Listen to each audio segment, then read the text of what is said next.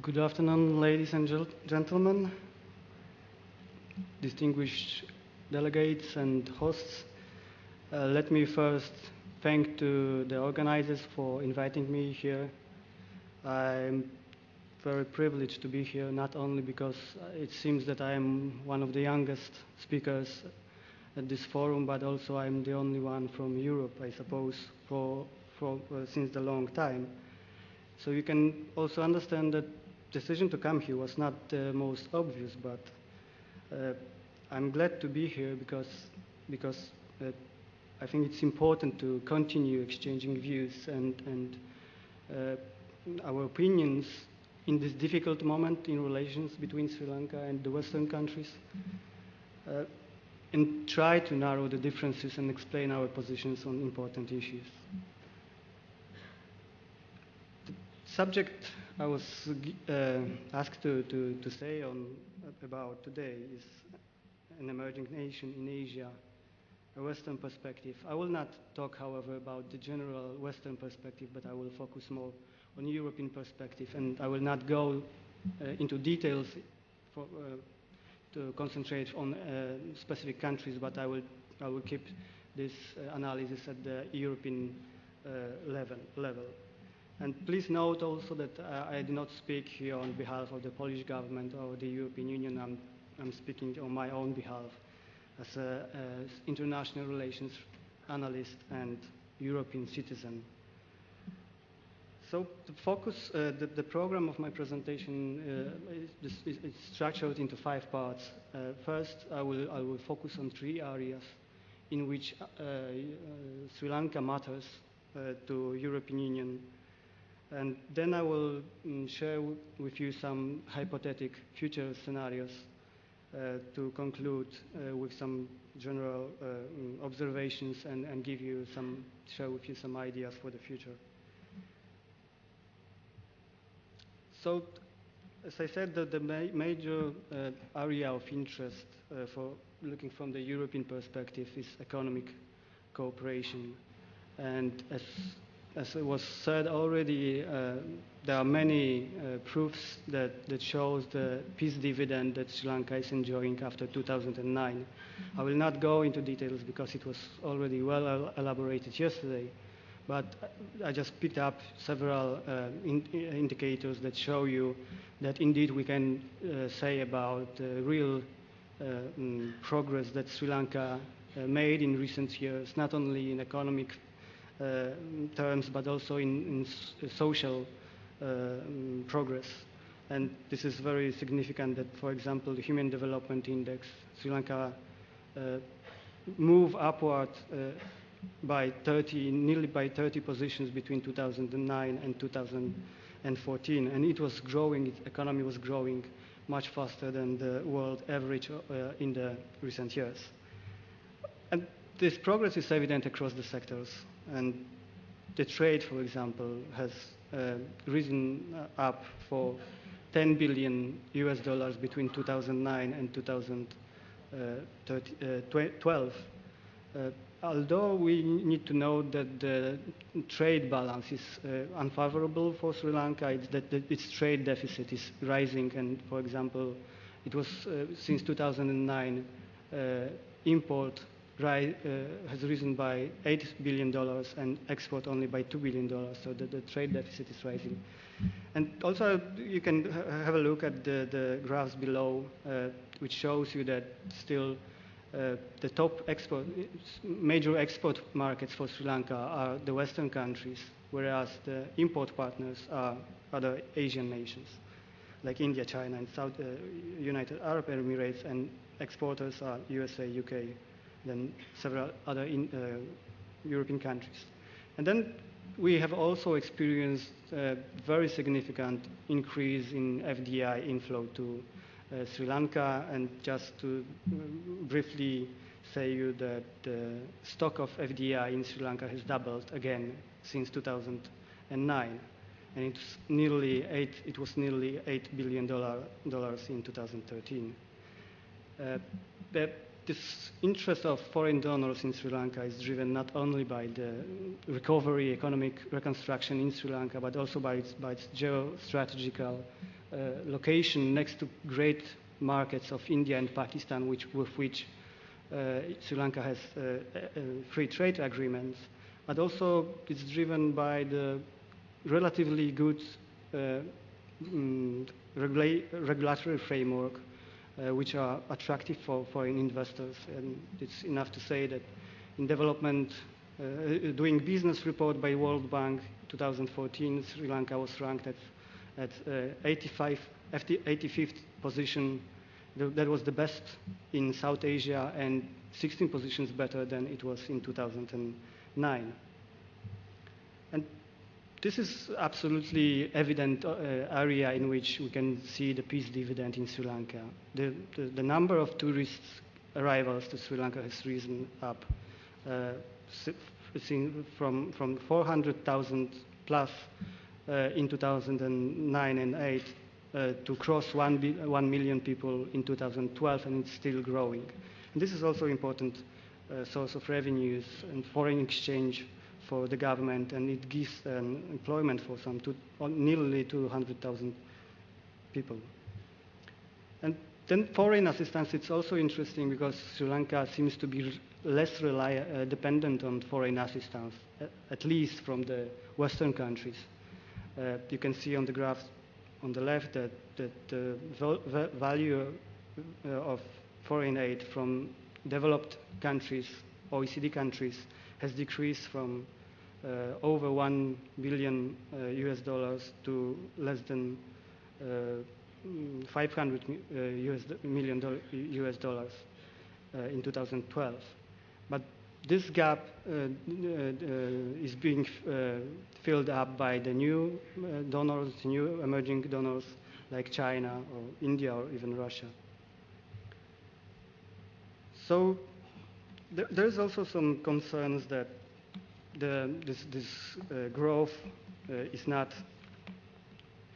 distributed evenly across the country, that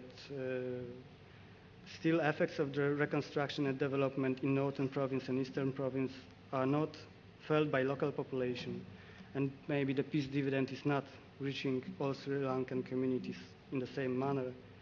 And there are also some questions about the sustainability of these large investments being made in Sri Lanka in recent years. And this, what I mentioned, the decreasing, expanding actually, trade deficit and shrinking foreign reserves. But what is enough to say that actually it's correct that to say that the end of civil war in 2009 opened up a historic opportunity for Sri Lanka development, and showing also the ambitions and plans, the vision that we've heard yesterday. I think Sri Lanka is indeed on the good way to achieve its status as a fully fledged middle-income country and one of the maybe rising tigers of New Asia. But to realize its potential, Sri Lanka will need to have to build, to manage its peaceful and stable environment domestically, but also to develop good relations with all or most of the international partners. And here's the role for the European Union. So in a short, as you see here, the European Union, it means all the 28 member states of the European Union, is in total constitutes the second largest trade partner for Sri Lanka, the largest export market, the largest source of tourists to Sri Lanka, and fourth largest donor, and its potential source of capital and technologies to Sri Lanka. So this is just shortly historical background to these relations. Dates back to 1960s, and then in the 70s and in the 90s there were very crucial agreements signed which guided those relations in following years. But the relations, historically speaking, were mostly concentrated on economy and development cooperation, and only some political subjects covered by those two sides were concerned about the civil war in Sri Lanka in the 90s and 2000s, and countering terrorism cooperation, a little bit of maritime cooperation, and some significant steps taken by the EU was, for example, that EU was co-chairing of the peace process between 2002 and 2006, actually. And in 2006, also European Union declared the Liberation Tigers of Tamil Eelam a terrorist organization, which substantially helped the Sri Lankan government to defeat the organization. So, just brief summary of the state of relations in economic field between Europe and Sri Lanka. As I said already, the Sri Lanka EU is the biggest export destination for Sri Lankan goods and third largest source of import to Sri Lanka after India and China. And EU is major trade partner where Sri Lanka actually much more sells from where it buys. And the total export from Sri Lanka to EU in 2012 stood at over 2.5 billion euros, and whereas the import from European countries was only 1.3 billion, which gave Sri Lanka some 1.2 surplus in trade relations that year. Then you are probably aware that in 2010, European Union suspended its special zero duty access to the European markets to Sri Lanka. But as you can see from the graph on the left, it has very limited impact on trade relations between both partners, because the trade continued to export from Sri Lanka continued to grow in 2010 and 2011 and in 2012.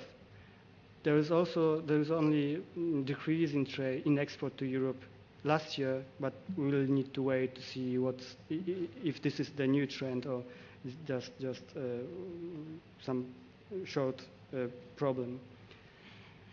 But what is more important in this slide is the graph on the right, which shows you that actually, although the trade between European Union and Sri Lanka is growing, actually the share of Europe in Sri Lanka trade is decreasing, and it's decreasing substantially. In 2007, Europe was buying 36%, over 36% of Sri Lankan exports, and this decreased to 26% in 2012. The same is with import of Sri Lanka. So this shows you that the European Union is unfortunately becoming a less important trade partner for Sri Lanka. But there are some areas in which Europe is still very much important. And first of all, this is garment and apparel industry. Only this one sector constitutes more than 50% of Sri Lankan's export to European countries. And this gives Sri Lanka, only this one sector gave in 2012 1.43 billion euro. And it was actually, Europe is receiving over half of the whole export of Sri Lankan's apparel and garment industry. And the major markets within the European Union for Sri Lankan products are United Kingdom, Germany, and Italy, and France, and Belgium. But on the other hand, we need to know that Sri Lanka matters much less for the European Union. It is only 62nd biggest trade partner for the European Union in 2012, and only 75th when it comes to export of European products. Its share in EU trade did not exceed 0.1% of total EU export or import. The only exemption here is this apparel and garment clothing, which constitutes, which has a share of over 2% of European Union import. And Sri Lanka is actually the ninth largest exporter source of clothing to European market. Then the other areas, let's have a look at investments. This is also quite important from the European perspective, but Europe is not again the crucial player in Sri Lanka. Its investments can be accounted for some 1/5 of total investments in Sri Lanka. It was less than 200 million euros in 2011. And major investors in Sri Lanka are UK, again, Netherlands, Luxembourg, Belgium, and Germany. But tourism is another very important area of links and cooperation between both countries, both partners, because over half of the tourists that comes to Sri Lanka are actually Europeans. There were over 500,000 Europeans which visited this country last year, and they are coming mostly from Western European countries, but also Eastern European countries are increasing their share in the market. And I can also tell you from my personal perspective that only tourist arrivals from Poland has doubled only between 2012 and 2013. So this shows you that this actually sector has a huge potential to grow, and European tourists will be interested in coming to Sri Lanka for sure. Then migration is another interesting area where there are some over 300,000 emigrants or expatriates from Sri Lanka in European countries, mostly in UK, Italy, Germany, France, and Netherlands. And this is like, again, 1/5 of the total diaspora, Sri Lankan diaspora population in the world. So EU is second major place where Sri Lankans emigrate after the Gulf states. And this number shows not only the Tamil population, but also Sinhalese. So this is the statistic is based on the country of origin, not on ethnicity. And they are surely with more, not only the source of bad things for Sri Lanka from Sri Lankan perspective, but also their source of remittances. And Sri Lanka every year is receiving $6 billion from its overseas communities, and probably some share of this is coming from Europe. And then there is development cooperation. Here again, Europe's role is decreasing. As you can see on the graph, European aid was over, like for example, in 2008 it was over 200 million euros, and it decreased to less than 100 million euros in 2012. And Europe is in general now again responsible for 1/5 of the aid coming to Sri Lanka from developed countries. And many European countries have either withdrawn or scaled down their assistance to Sri Lanka in recent years. So now the major player in this field are the European institutions. And for example, the last country strategy paper offered 110 million euros for Sri Lanka, mostly for reconstruction in the northern province and eastern province in 4 districts for the years 2007 and 2013. And there are many other programs offered by European Union since 2005, and total amount of the aid delivered by European Union in this period were close to 600 million euros, which is quite substantial. And looking at the future, it seems that the aid will be continued at the same level, which is 110 million euros in coming years. And there is also already signed one contract by the European Investment Bank, contract signed last year, which gave the loan for 90 million euro.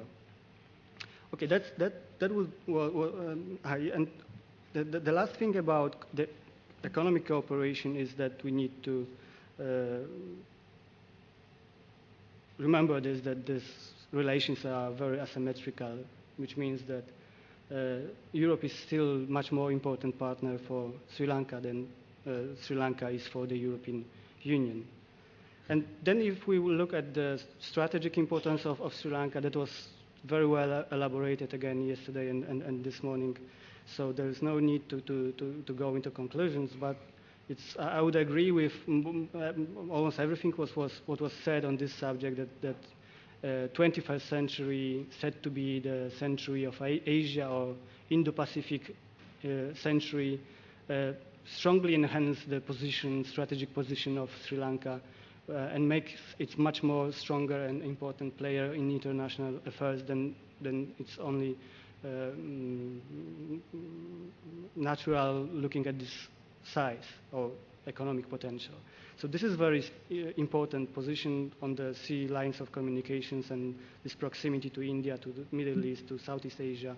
This should make Sri Lanka more important also partner for European Union, but actually European Union is not very active player in Asia and in Indo-Pacific neither. So this Sri Lankan potential cannot be fully exploited by the European Union because except for a few member states like UK or Netherlands or France, there are no European Navy as such. So this area is of less importance for the European Union. But Sri Lanka is again very important partner. It should be a very important partner when we talk about the terrorism, piracy, climate change, illegal immigration, and environment protection, and so on. But then I cannot, talking about the Western perspective on Sri Lanka, it is impossible not to mention one controversial issue, which has largely dominated the relations in the last years after 2009. And this has two aspects. First of all, there are rising tensions over the different understanding and assessment of the final stages of the civil war in 2009. And I have heard yesterday and today and many times the humanitarian operation, the term which refers to the offensive or action of the Sri Lankan army in 2009. And I must say you that this is not how it is perceived in Europe. And this different interpretation of this several months in 2009 constitute a constant irritant in the relations between European countries and Sri Lanka.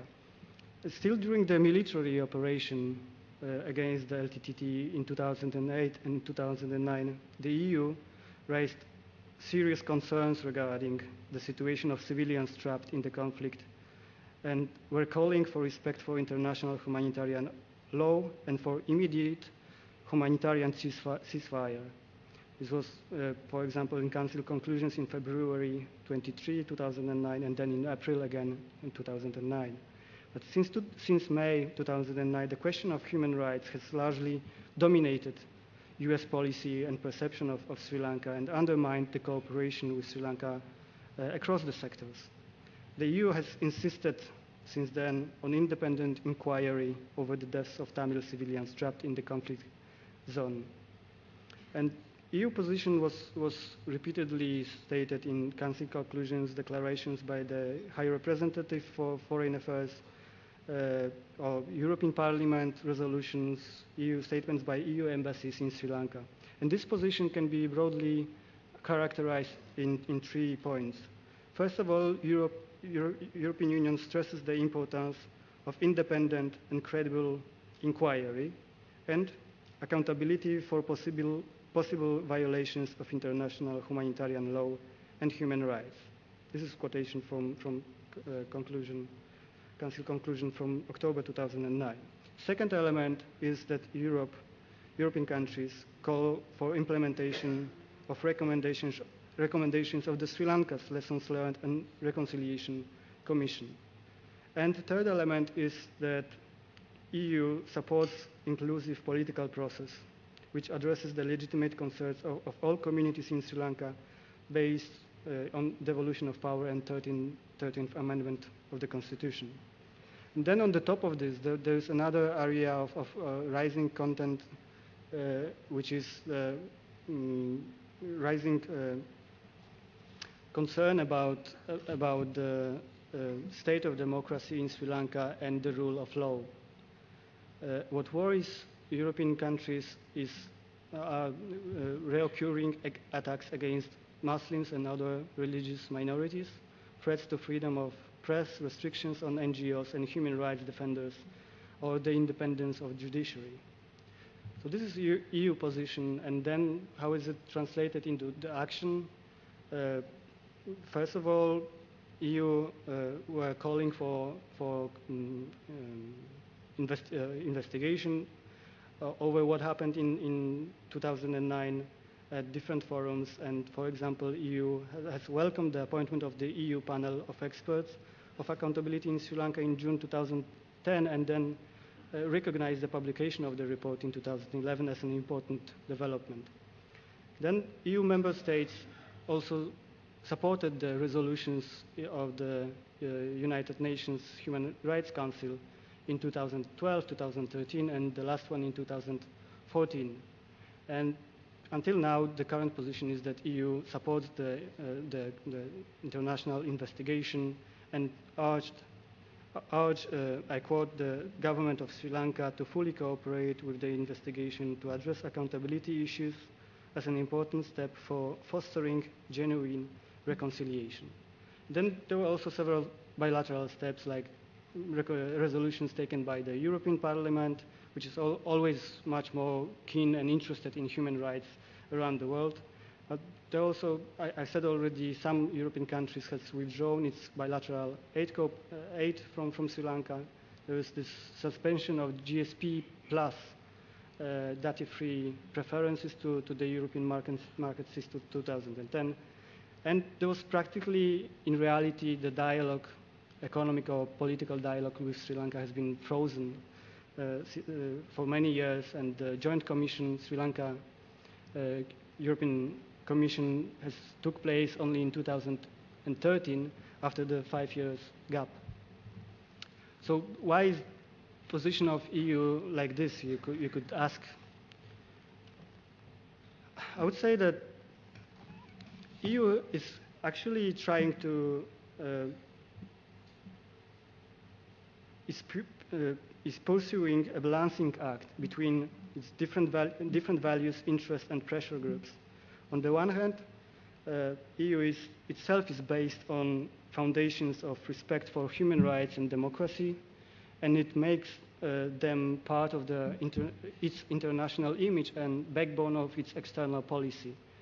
And therefore, it feels compelled to attach much importance to these issues in relations with other countries, from many other countries. And moreover, it truly and honestly, Europeans believe that accountability is part of the reconciliation. And moreover, we need to take into account also the European public opinion, human rights groups, media, international organizations, also Tamil diaspora groups, which all put a strong pressure on the European authorities to act decisively on human rights issues when it comes to Sri Lanka, but also to other countries.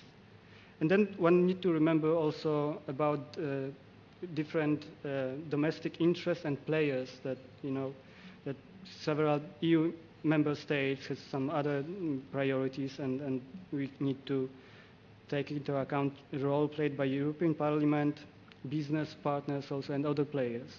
So this is on the one side.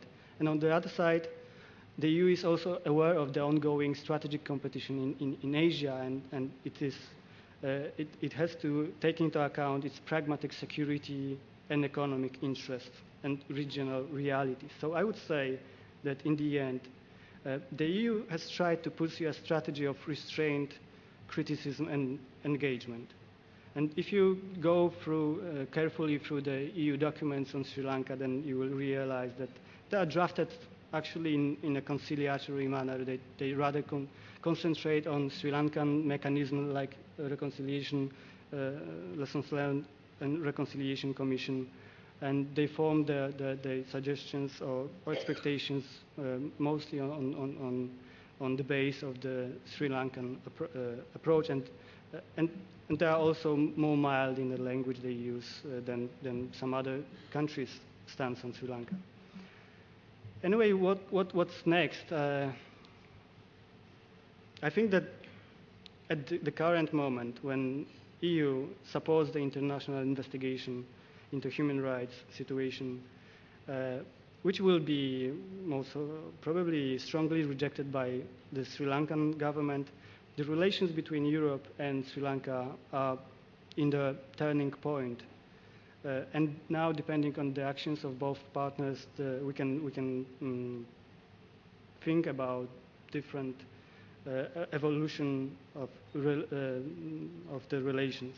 And I will just share with you the three hypothetical, theoretical scenarios that seems to me quite the most probable at the moment. So, first one I would call the Myanmar scenario. In this, EU would further increase the pressure on Sri Lanka, and eventually would impose the strict sanctions regime like it did in the 19th towards the Myanmar. And this scenario we have already tested, and it cannot bring anything positive to either Sri Lanka, either European Union. And I do not want to scare you, and so I reassure you that this is actually the low probability scenario, the lowest probability scenario. Unless something unexpected situation deterioration in Sri Lanka happen, this scenario is just a theoretical exercise.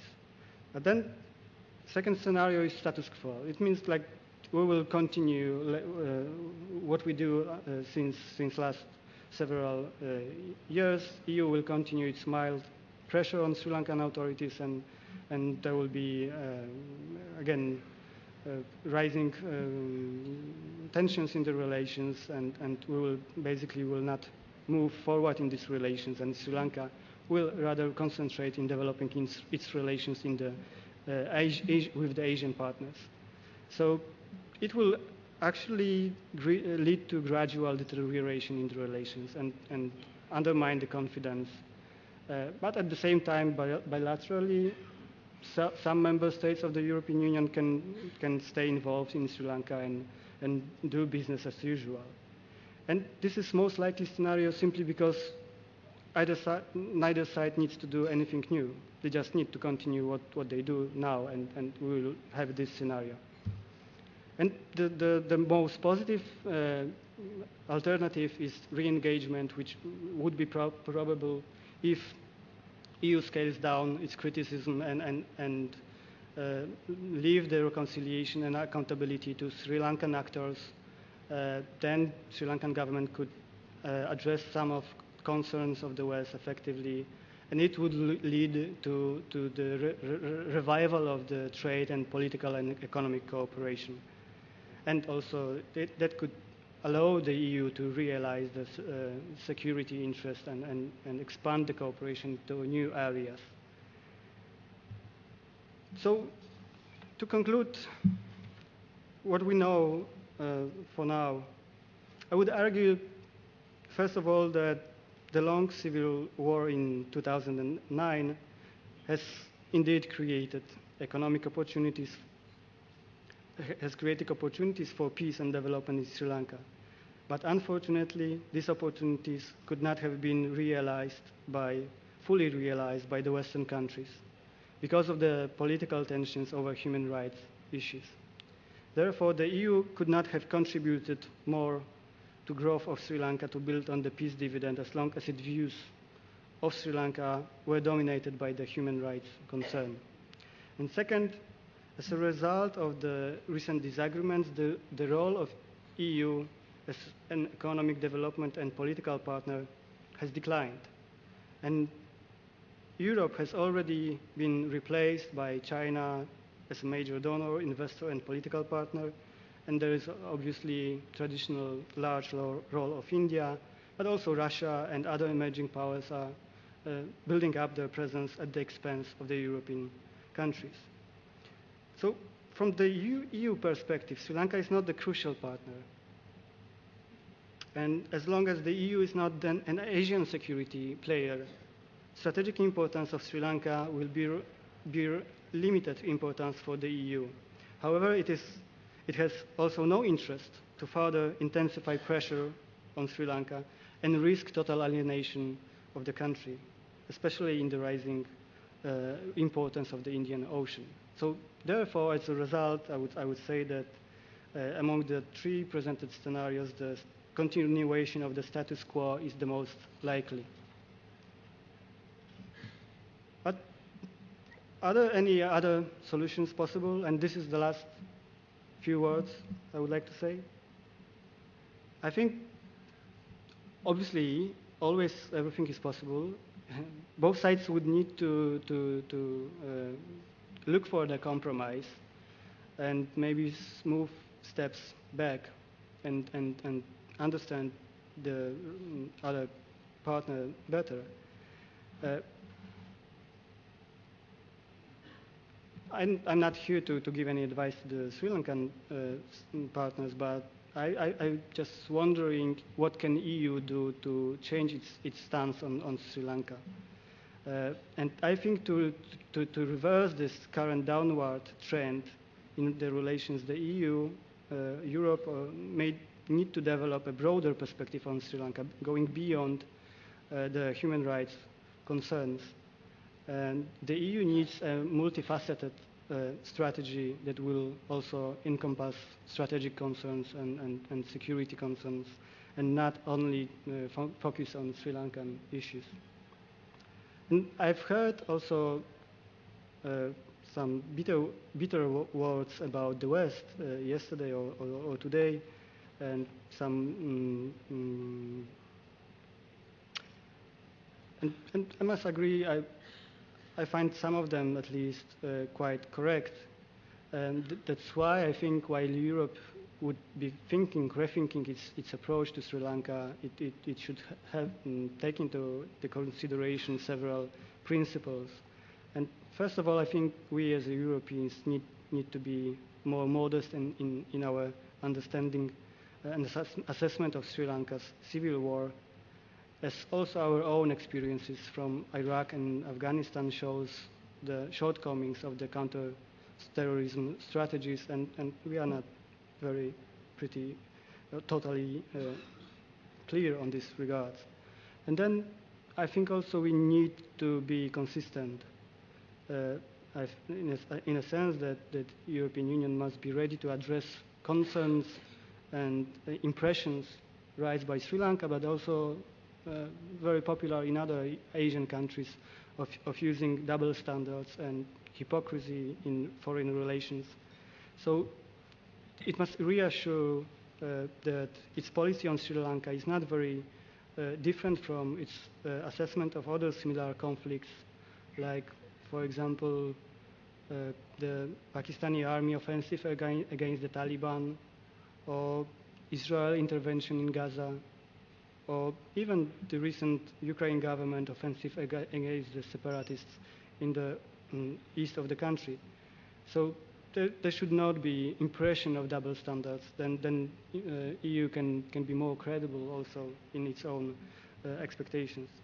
And then I think also we need to be more patient. We know that change and reconciliation cannot happen just overnight. And we also need to look and appreciate the positive side.